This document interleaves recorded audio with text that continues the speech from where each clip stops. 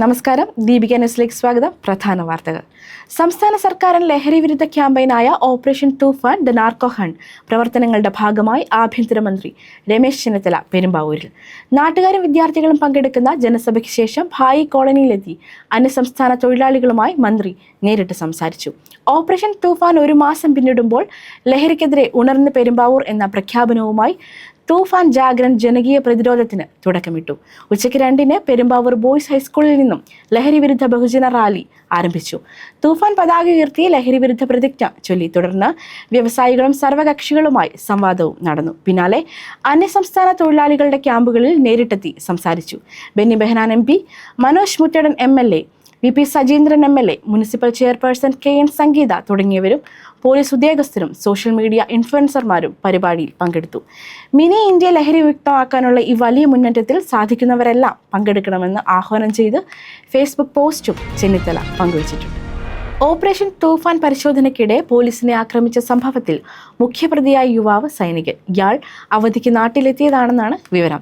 Hemambika police സ്റ്റേഷനിലെ 3 ഉദ്യോഗസ്ഥർക്ക് നേരെയാണ് ആക്രമണമുണ്ടായത്.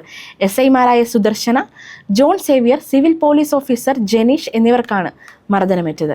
ഇവരെ ജില്ലാ ആശുപത്രിയിൽ പ്രവേശിപ്പിച്ചിരുന്നു. വെള്ളിയാഴ്ച വൈകിട്ട് 6:30 മലമ്പുഴ പയ്യക്കുന്ന് ഭാഗത്തായിരുന്നു സംഭവം. ഒലവക്കോട് റെയിൽവേ സ്റ്റേഷൻ പരിസരങ്ങളിലും മലമ്പുഴ ഭാഗങ്ങളിലും ഓപ്പറേഷൻ തൂഫാന്റെ ഭാഗമായി പോലീസ് വാഹന പരിശോധന നടത്തുകയായിരുന്നു. അമിത വേഗത്തിൽ വന്ന കാർ പരിശോധിക്കണമെന്ന് ആവശ്യപ്പെട്ടതോടെ കാറിലുണ്ടായിരുന്നവർ പോലീസിനോട് തട്ടിക്കയറി. പ്രകോപനമൊന്നുമില്ലാതെ സംഘം ഡ്യൂട്ടിയിലുണ്ടായിരുന്ന വനിതാ ഉദ്യോഗസ്ഥ ഉൾപ്പെടെയുള്ളവരെ പരസ്യമായി അസഭ്യം പറയുകയും കയ്യേറ്റം ചെയ്യുകയുമായിരുന്നു.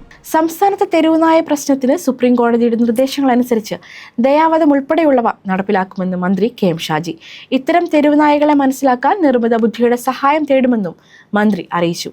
കേരള പത്രപ്രവർത്തക യൂണിയൻ സംഘടിപ്പിച്ച മുഖാമുഖം പരിപാടിയിൽ സംസാരിക്കുകയായിരുന്നു മന്ത്രി. Vallarpadam TP world container terminal ഗേറ്റിൽ കണ്ടെയ്നർ ലോറിയുമായി ഉപരോധിച്ച ഡ്രൈവറെ മുളവുകാട് പോലീസ് അറസ്റ്റ് ചെയ്തു. തൃശൂർ പട്ടിത്തടം ഞുണ്ണമ്പുള്ളി വീട്ടിൽ ഷാജഹാനെയാണ് അറസ്റ്റ് ചെയ്തത്. വ്യാഴാഴ്ച രാത്രി 9:30-ഓടെയാണ് സംഭവം. കണ്ടെയ്നറുമായി ടെർമിനലിലേക്ക് പ്രവേശിക്കാൻ എത്തിയപ്പോൾ വണ്ടിയുടെ ട്വിസ്റ്റ് ലോക്ക് തകരാറിലായതിനാൽ വാഹനം അകത്തേക്ക് പ്രവേശിക്കുന്നത് സെക്യൂരിറ്റിക്കാർ തടഞ്ഞു. ഇതോടെ വാക്കുതർക്കത്തിൽ ഏർപ്പെട്ട ഡ്രൈവർ കണ്ടെയ്നർ വട്ടം വെച്ച് മറ്റു വാഹനങ്ങൾക്ക് കയറാൻ പറ്റാത്ത വിധം ഗേറ്റ് ഉപരോധിക്കുകയായിരുന്നു. തുടർന്ന് TP വേൾഡ് അധികൃതർ പോലീസ് അറിയിക്കുകയായിരുന്നു. നടിയുടെ പരാതിയിൽ ബോബി ചെമ്മണ്ണൂരിനെതിരായ ലൈംഗികാധിക്ഷേപ കേസിലെ വിചാരണ കോടതിയുടെ തുടർ നടപടി ഹൈക്കോടതി സ്റ്റേ ചെയ്തു. പ്രശ്നം ഒത്തുതീർപ്പായെന്ന് നടി ഹൈക്കോടതിയിൽ സത്യവാങ്മൂലം നൽകിയതോടെയാണ് തുടർ നടപടി സ്റ്റേ ചെയ്തത്. കേസ് റദ്ദാക്കണമെന്നാവശ്യപ്പെട്ടാണ് ബോബി ചെമ്മണ്ണൂർ ഹൈക്കോടതിയെ സമീപിച്ചത്. ഈ വിഷയത്തിൽ പരാതിക്കാരിയുടെ നിലപാട് കോടതി തേടിയിരുന്നു. ഇതിനിടെ കഴിഞ്ഞ ദിവസം വിഷയത്തിൽ പരസ്യമായി ബോബി ചെമ്മണ്ണൂർ ഖേദപ്രകടനം നടത്തിയിരുന്നു. നീറ്റ് UG പുനഃപരീക്ഷയിലും NTA-ക്ക് പിഴവ്. ഫിസിക്സ് ചോദ്യപേപ്പറിൽ 2 പിഴവുകളാണ് കണ്ടെത്തിയത്. ഒരു ചോദ്യത്തിന് ശരിയുത്തരമില്ല. ഈ ചോദ്യം റദ്ദാക്കി പുനർമൂല്യനിർണ്ണയം നടത്താനാണ് തീരുമാനം. മറ്റൊരു ചോദ്യത്തിന് 2 ശരിയുത്തരങ്ങളുണ്ടെന്നും കണ്ടെത്തിയിട്ടുണ്ട്. ഈ 2 ഉത്തരങ്ങളും മൂല്യനിർണ്ണയത്തിൽ പരിഗണിക്കും. ജൂൺ 21-ന് നടന്ന നീറ്റ് UG പുനഃപരീക്ഷയുടെ ഫലം ജൂലൈ 20-ഓടെ പ്രസിദ്ധീകരിക്കുമെന്നാണ് വിവരം. CMR എക്സാലോജിക് കമ്പനിയുമായി ബന്ധപ്പെട്ട മാസപ്പടി കേസിലെ റെയ്ഡിന് പിന്നാലെ ED ഉദ്യോഗസ്ഥരെ ആക്രമിച്ച കേസിൽ CBI അന്വേഷണം വേണമെന്ന പൊതു താൽപര്യ ഹർജി ഹൈക്കോടതി തള്ളി. ഉദ്യോഗസ്ഥർക്ക് സുരക്ഷ ഒരുക്കുന്നതിൽ പോലീസിന് വീഴ്ച സംഭവിച്ചിട്ടില്ലെന്ന് സർക്കാർ ഹൈക്കോടതിയിൽ നിലപാടറിയിച്ചു. ഹർജിക്കാരന്റെ വാദങ്ങൾ അടിസ്ഥാനരഹിതമാണെന്ന് വിലയിരുത്തി ചീഫ് ജസ്റ്റിസ് അധ്യക്ഷനായ ബെഞ്ചാണ് ഹർജി തള്ളിയത്. മെയ് 27-നായിരുന്നു പിണറായി വിജയന്റെ തിരുവനന്തപുരത്തെ ബേക്കറി ജംഗ്ഷനിലെ വസതിക്ക് മുന്നിൽ റെയ്ഡ് കഴിഞ്ഞിറങ്ങിയ ED ഉദ്യോഗസ്ഥരെ CPM പ്രവർത്തകർ ആക്രമിച്ചത്. വിഴിഞ്ഞം തുറമുഖത്തിന്റെ ഓഹരികൾ MSCക്ക് കൈമാറാനുള്ള അദാനി ഗ്രൂപ്പിന്റെ നീക്കത്തിൽ പ്രതികരണവുമായി ശശി തരൂർ MP. സർക്കാർ അനുമതിയില്ലാതെ ഓഹരി കൈമാറ്റം നടത്താൻ പാടില്ലെന്ന് അദ്ദേഹം പ്രതികരിച്ചു. അദാനി ഗ്രൂപ്പിന്റെ വികസന പ്രവർത്തനങ്ങളെ ആരും എതിർക്കുന്നില്ല, എന്നാൽ തുറമുഖത്തിന്റെ വളർച്ച നിയമങ്ങൾ പാലിച്ചുകൊണ്ട് തന്നെയാകണമെന്ന് അദ്ദേഹം പറഞ്ഞു. ഓപ്പറേഷൻ തൂഫാന്റെ പേരിൽ കൊച്ചിയിൽ ഗുണ്ടകളുടെ യോഗം വിളിച്ചതിനെതിരെ ആഭ്യന്തരമന്ത്രി രമേശ് ചെന്നിത്തല. ഗുണ്ടകൾ ചേർന്നാണോ തൂഫാൻ യോഗം കൂടുന്നതെന്ന് മന്ത്രി ചോദിച്ചു. കൊച്ചിയിൽ നടന്ന യോഗത്തിലേക്ക് K സുധാകരനെ ആരോ തെറ്റിദ്ധരിപ്പിച്ച് കൊണ്ടുപോയതാകാമെന്നും അദ്ദേഹത്തെ പോലൊരാൾ അറിഞ്ഞുകൊണ്ട് ഇങ്ങനെ ഒരു യോഗത്തിന് പോകുമെന്ന് കരുതുന്നില്ലെന്നും ചെന്നിത്തല കൂട്ടിച്ചേർത്തു. പോലീസ് അറിയാതെ ഒരു യോഗവും ആരും ചേരേണ്ടെന്നും മന്ത്രി അറിയിച്ചു.